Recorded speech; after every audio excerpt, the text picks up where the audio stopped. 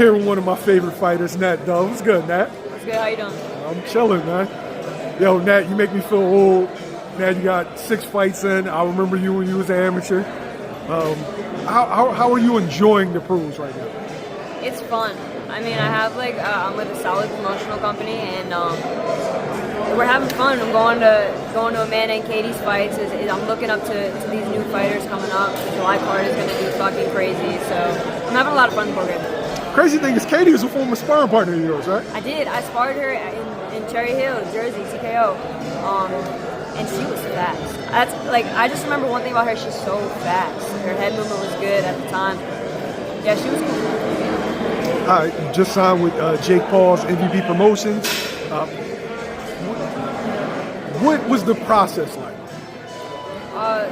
Well, I fought on 2 of their cards before I had signed with them, and after my second fight, the Nikisa co-promoter or co-founder of MVP, he came up to me and he was like, "We would love to sign you." And from there, we get discussions with my team, and it went pretty smooth. And now I'm part of the family.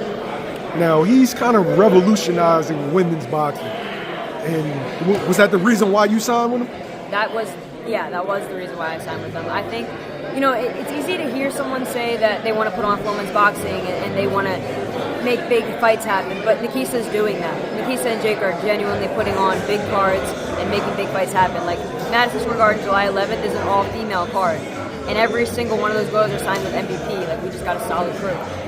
Are you fighting on the card? I don't know yet. You don't know yet? Okay. Good question. Okay.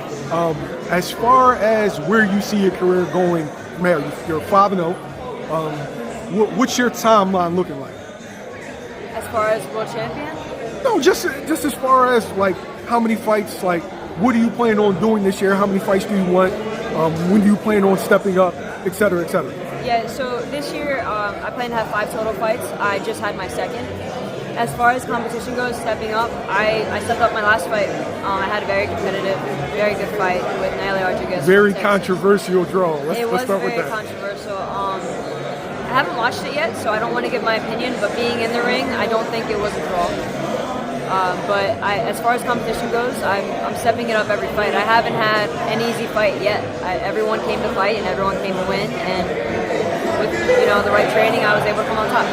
Now, because of your decorated amateur background, I feel like you have a very high standard to live up to.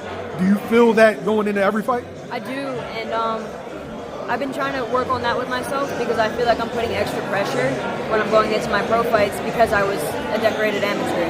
And the truth is, it's 2 different games. And I didn't really realize that until I stepped into the pros. All that shit that worked in amateurs don't work in the pros anymore. We're fighting grown women, no headgear, small gloves that want to win, that are trained fighters that want to fight. And I'm slowly realizing that all that pressure needs to just go away, and I need to establish myself as a young pro. What's the biggest difference between the two, amateurs and the pros? For me, I think this will probably be obvious, but the impact of getting punched. You have smaller gloves and no headgear. Even though the Sting headgears are thin, it's a huge difference. The headbutts, I get hit in my ear.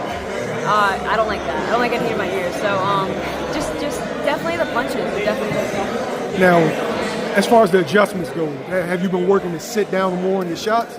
Yeah. So I think that's what my early stage problem was. I was so amateur focused. I was hit and get out, hit and move, box and get out. But now I'm learning that I want stoppages. I want knockouts. I want to win. So I'm starting to sit down more in training and finding that middle ground in a fight.